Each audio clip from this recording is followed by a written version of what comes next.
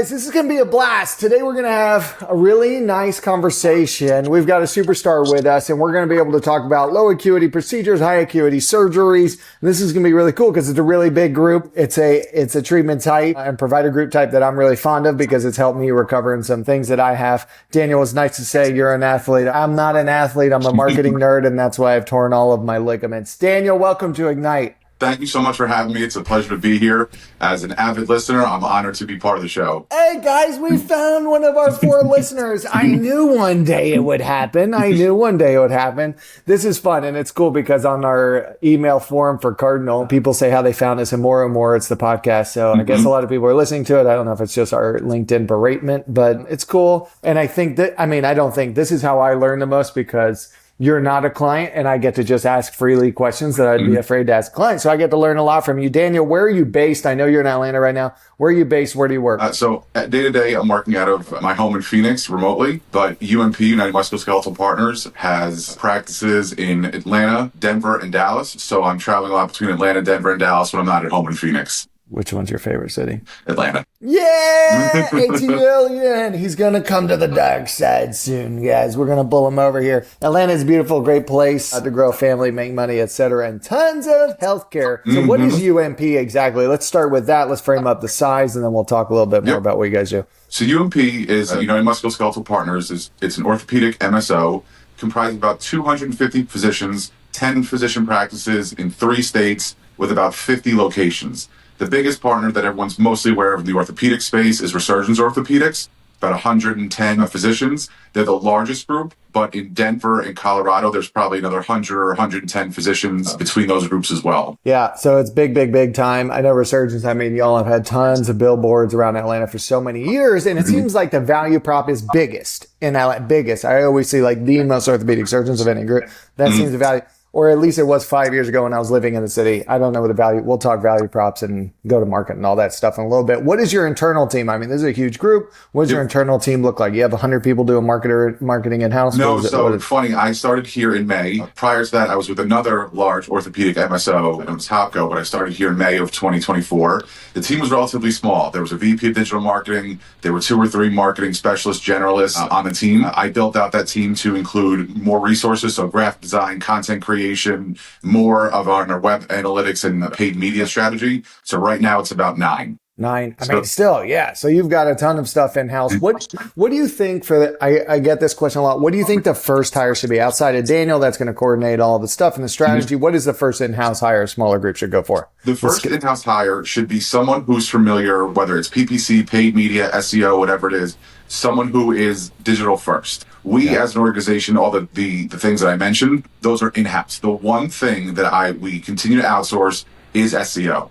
And the reason is because, as you know, it takes a large team of people to provide valuable SEO. I'd have to hire 10 people to do the work that Cardinal does. So from a cost perspective, it's better for me to outsource SEO, but keep certain things in-house to control costs. Yep, absolutely. Yeah, a ton of content and all that stuff. And then getting the agency to also coordinate with your MD so that the content's not chat GPT garbage is like the name of the game in SEO. And guys, if you want to see a really good SEO'd site, whoever the agency is, they deserve a shout out because I went to the Resurgence site and I click on the location pages. I love it. We got CTAs for scheduling appointments, seems to go out to Radix, and we'll talk about tracking in a little bit. But then you have an auto population, I guess it's an iframe in, of reviews that are coming in all the time. And so you can tell they're not doctored, or maybe it is something smart that's only bringing 4 or 5 stars. No, it's not, right? And what is this? Is it a bird eye of Podium and it's framed in? How is that? How is that happening? So the partner UMP chose was Social Climb.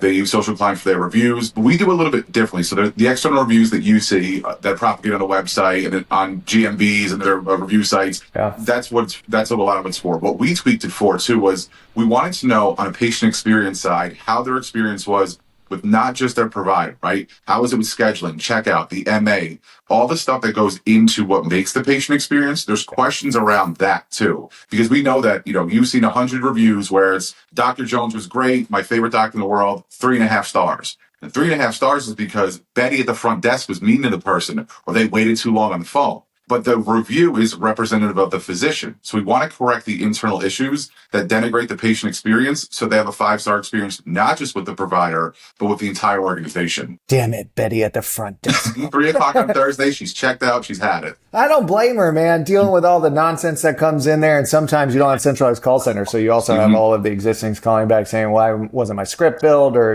you're double billing me. So Betty's got a tough job. And that is Daniel spot on, guys. The bad reviews for all the provider groups we see come into Cardinal, at least before they start working with us, they're always front desk related, billing, blah, blah, blah, blah. It's almost never the providers, right? Because the providers work really hard to be smart and give good care. So we, as you know, when you have a client that's coming from another agency to your agency, there's a lot of behind the scenes light work to just get ramped up to understanding how they structured things, understanding their strategy, understanding how they gauged results. So, when you take on a new partner, there's a lot of behind the scenes work that goes into it for you to say, okay, here's where you are. Here's where we need to get you. Yep. I love it. And also a good point that your agency can't do it all for you. It is a collaboration. And that is one of the biggest pitfalls I see with agency partnerships is Cardinal, whomever is brought on and think they can do all the work. And like, we can only move as quickly as you guys can. And the focus has to be there and doing the right things at the right time, not all of this frou-frou stuff. I've seen that be a big gap. All right. This year, you got a huge group. It's 2025. What do you most focus on with your team?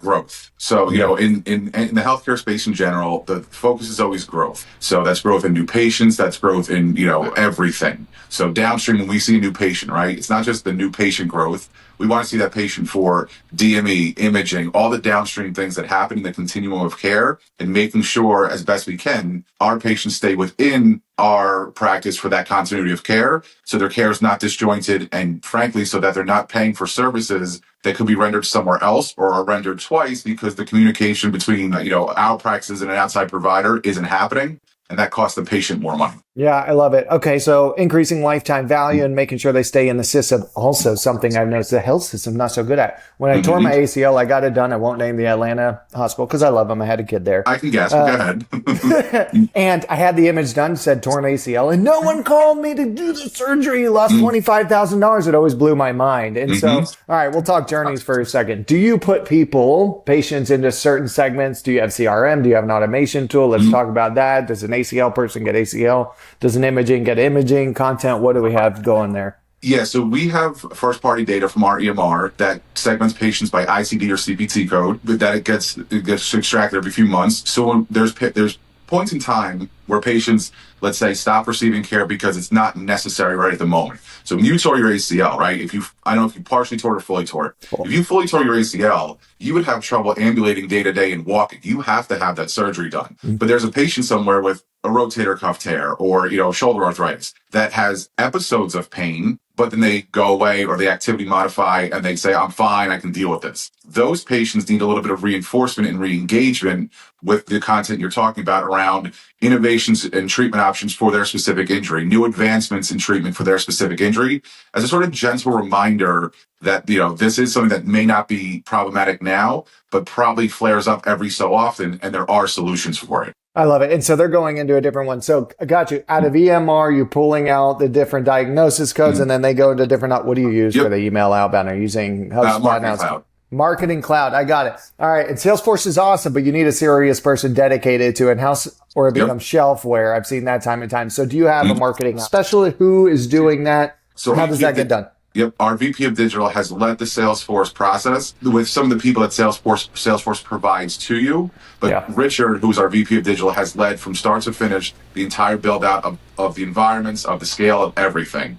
That is a lot of his expertise. Man, Richard, shout out. It's not easy, man. And email's tough because it's not just like making sure the right people are getting the right message, but what is the message? So it takes like the creativity of a content person along with the marketing ops type person. So absolutely, email's tough, but yes, lifetime value, hugely important. All right, well, let's talk acquisition then. How do we first get them in the door? Imaging. Do you try to get the imaging clients? Is that like where media is going so that you try to get all the tears, or do you just straight advertise for orthopedic surgeon near me? We're looking at behaviors, right? So when we find the lookalike audiences, we use our first party data. we're looking at behaviors, and not just the behaviors that you typically had, where it was like health and fitness or it was active lifestyle, right? Well, on social media, that was the sort of buckets they gave you. We're using some AI tools to match patient behaviors with our first party data. So we know who is more likely to be injured or who's likely to be presently injured, and then giving them proactive messaging, whether that's through OTT advertising, social advertising, display, whatever the channel is, because we know they're farther down the funnel than the average person is. But you have to think about it too. There's always that patient who, after 2 or 3 months wakes up and says, I have to do something about my knee pain, goes right to Google and types in best knee doctor Atlanta.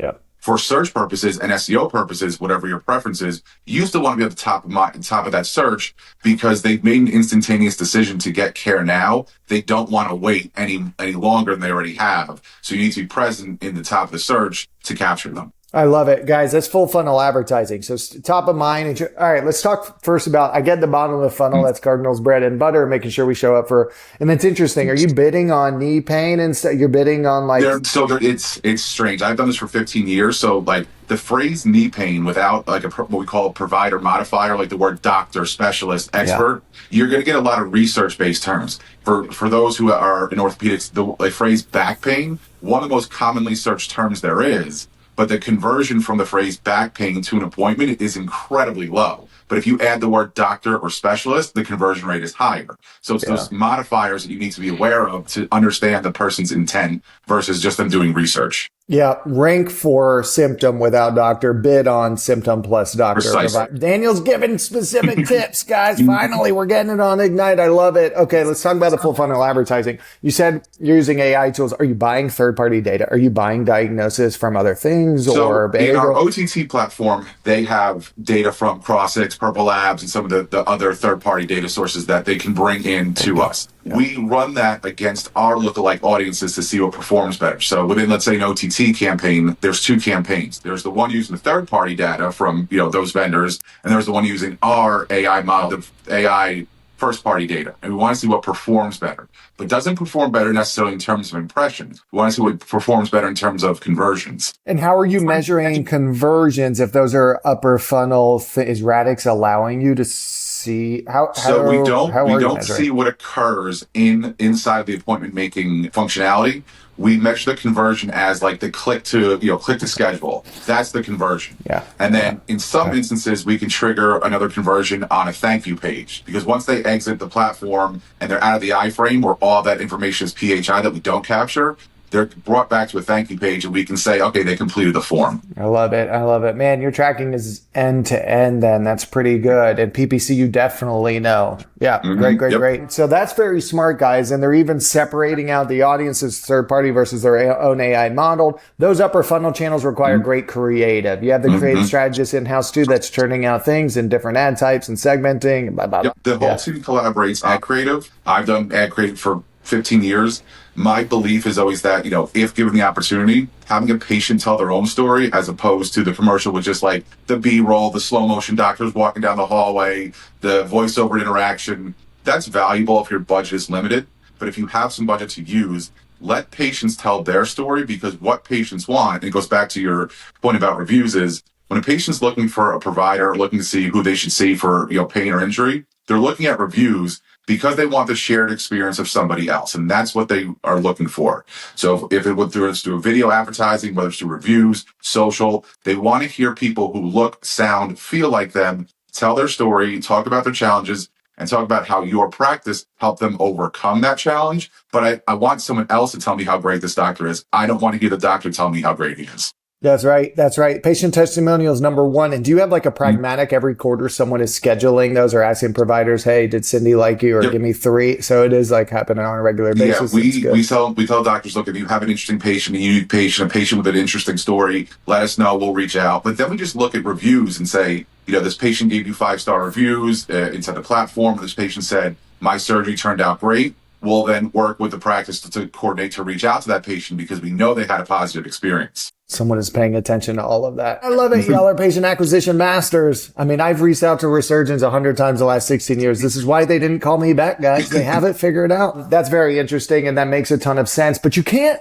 use patient testimonials for every type of ad type, right? So do you have like awareness, different things, or that is the awareness? And then do you have a final like conversion? Resurgence, bigger, better outcomes than anybody else. Just click the appointment at this point. Like the just do it of like, come on, we've been in front of you for 3 months now. Let's go now. What we focus on is in the upper funnel ads and the upper funnel models, whether it's like display or OTT, we focus on access. So like we'll see you within 24 to 48 hours, right? Same day, next day appointments. Because to your point earlier, you went to a large health system for your knee surgery. When after your imaging, you probably waited a few days, few weeks to be seen by the orthopedic surgeon, if at all. People who are in pain don't want to wait that long. So we focus on access. So the top of funnel is all about access. Downstream, it's about the specific provider and the specific location. But I want them to find, in the instance of Resurgence or in Denver, Panorama, I want them to be aware of the access and excellence around Panorama. And then once they're further downstream, then I want them to start researching, should I go to this provider or that provider? But the choice is always between two in the same practice, not two and an outside practice, because of the brand awareness we've generated through those top of funnel campaigns. Yeah, got it. All about access, then all about the provider access around that. I love it, guys. That makes a ton of sense, Daniel. I think I get your whole conversion philosophy. I think I get your tracking for the most part, and that's pretty cool. Radix enabling you to at least know what's going on the thank you page. Really advanced advertising stuff. Someone watching performance creative, guys. The whole point is that it converts. They are not just creating stuff in a vacuum. They're even testing audiences against each other. This is possible. Is it possible with a team less than 9? Yeah, if you're smaller, go to an agency, and you may need multiple agencies, somebody that does great, blah, blah, blah. But it is very important. This is what Cardinal's been preaching for years, and Daniel and UNP is doing it. So very cool. Is there a topic in healthcare marketing that you think deserves more attention, that is just itching at you like, no one's talking about this enough? Yeah, it's the example I always give of, if the job of the marketing agency or the marketing team internally is to make the phone ring, make sure there's enough people to answer the phone. It's always this thing of like, bring in more. But then they're not being converted because they're waiting 6 minutes on hold, or no one's calling them back when they've been referred, or no one's doing a follow-up. And it's like, if you know even the annual value of a new patient to your practice, which you should know, when you don't answer the phone and they go somewhere else, not only did you not make that revenue, you lost that revenue because it was ready to be handed to you, and you lost it. So we work very closely with our operations team on like hold times, abandonment rates, conversions, all that stuff. I train our contact center people. Really? Yeah, because isn't that a head of ops job? It is, but it's something I've always done, and I kind of enjoy doing. And the reason I do it is because, look, a call center person's job is very thankless and very monotonous, so I understand. So the first thing is I always tell them, the people in the contact center, you are probably the first person in healthcare that this patient has talked to ever. They are scared, they are nervous, they have 100 questions, but you're the first person they're ever going to meet. So you make an impact. And then there's little things like, addressing, just simple things, addressing the person by name, giving them options, helping them direct their care, and creating a one-on-one relationship with them so they feel more comfortable, not only with you, but with the entire practice. And it goes back to that we talked about with reviews. It starts at check-in. Well, this is check-in. The whole experience needs to be 5 stars, not just the provider. So the contact center person needs to be 5 stars. The insurance verification, the pre-authorization, all that stuff needs to be standardized so the patient's the best experience possible. That is an operations function, but it bleeds over into marketing, because you or I would say, we're getting all these new leads and conversions. How come our new patient numbers aren't going up? And it's because of the second half of the journey. Yep. And you heard it, guys. If you're not reporting on the actual ROI driven, then I think the C-suite is less giving of budget the following year. And you heard it like, yes, it could be an ops function, but if they don't convert all the leads, then you get no more budget and you get blamed when patient flow is not where it is.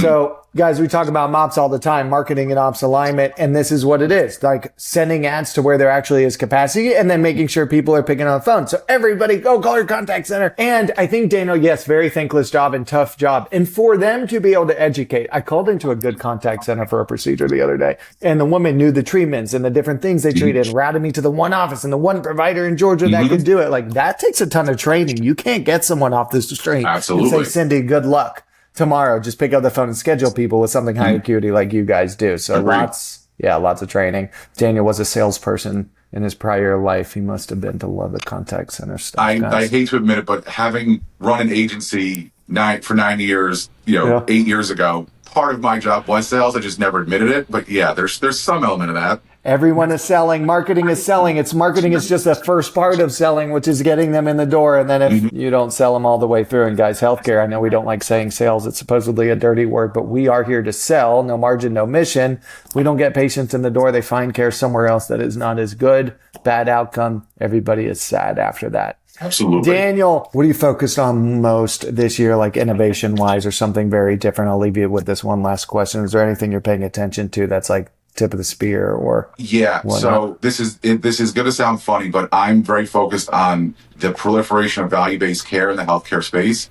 So what patients, what providers are more focused on now. So cost and outcomes and the things that aren't necessarily tangible or visible to patients, but are visible to referring providers, payers, those things where you say, look, we can do this surgery for better, cheaper with better outcomes. That is where healthcare is going in the future. So we're trying to stay ahead of that by measuring outcomes, measuring quality, measuring cost. So we can be ahead of the curve. It's not a very digitally focused thing or an acquisition focused thing, but it's a future focused thing. It's a future focused thing. And if anybody ever wants to be a CMO, you have to know those. You have to understand the business that you're in. That will be, that is the ultimate job. And that's what Daniel's learning on. I mean, it's like how you get your MBA. Yes. And at the end of the day, outcomes matter. And whether for marketing, you need to know that specifically. No, maybe not right now, but certainly measuring the outcomes is a hell of a USP in our marketing stuff.